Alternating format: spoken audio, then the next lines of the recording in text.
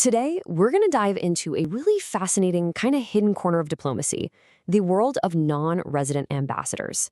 Now, these are the official representatives for their countries who do their entire job from a distance, without a physical embassy. It's a super clever solution to a really complex problem, and honestly, it happens way more than you'd think. So let's just kick things off with a bit of a diplomatic puzzle.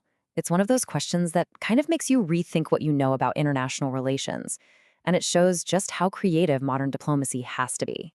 Think about it. An ambassador is the top diplomat, right? The personal representative of a head of state. So how on earth can they do their job without that big, fancy building, without the staff, without the flag flying high in a capital city? It sounds like a total contradiction, but believe me, it's a surprisingly common way of doing business. To really get to the bottom of this puzzle, we first have to understand the core problem it solves. I like to call it the embassy equation. It's this tough calculation that every single country has to make when they're deciding where to put their diplomatic pins on the world map. I mean, the simple reality is that opening and running an embassy is incredibly expensive. We are talking millions just for the property, the staffing, the security, the whole shebang. So if your trade and political ties with a country are pretty minimal, that cost is just really hard to justify. And then you factor in security risks or just huge geographic distances, and it becomes crystal clear why having an embassy in all 190+ countries is basically impossible for any nation. So, facing all these challenges, foreign ministries had to get creative. They came up with this elegant and, frankly, very practical solution. And this right here is the answer to our puzzle: diplomacy from a distance.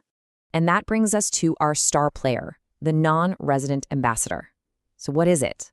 Well, it's an official diplomatic role where a country appoints an ambassador to a nation, but that person is actually based somewhere else, maybe in a nearby country or even all the way back home. It's also really common for just one ambassador to be accredited, which is the formal term for being accepted as the official rep, to several countries at the same time. Okay, so that's the theory, but what does this actually look like day to day? How does an ambassador build relationships, get information, and look out for their country's interests when they're potentially hundreds of miles away? Well, it pretty much boils down to a three-step dance. First, the ambassador makes regular trips into the host country. This is when they'll present their credentials, meet with government officials, business leaders, you name it. Then, between those visits, it's all about modern communication. We're talking emails, video calls, phone calls, anything to keep those relationships warm.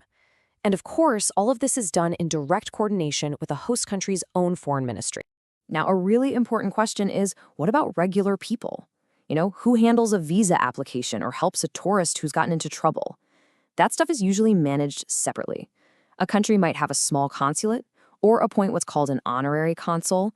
That's often a respected local who can perform some limited duties. Or they might even make a deal with a friendly country to handle those services through their embassy. But let's dig a little deeper, because this isn't just about saving money or making the logistics work.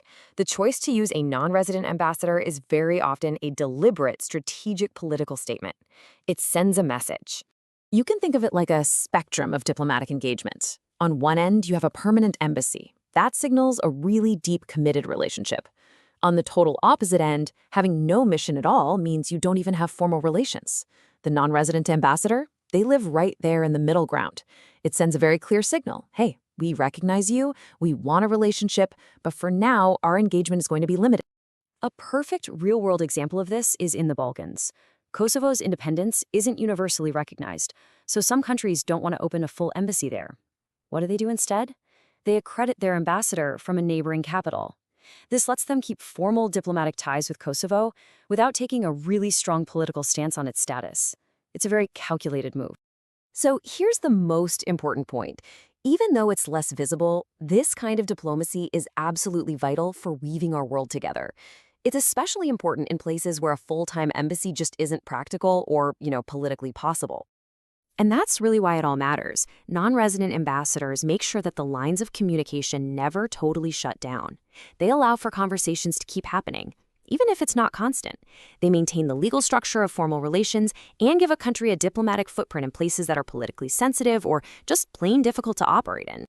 This quote just nails it, doesn't it? It perfectly captures what this is all about. It's really a testament to how flexible and resilient diplomacy can be. It's an institution that's always finding new ways to build bridges and stay in touch, even when the traditional permanent options are off the table. So that kind of leaves us with a final thought. We've just pulled back the curtain on one of these hidden gears of global relations. And it makes you wonder, right? What other invisible connections, what other unseen roles and quiet little adaptations are out there shaping the world we live in every single day?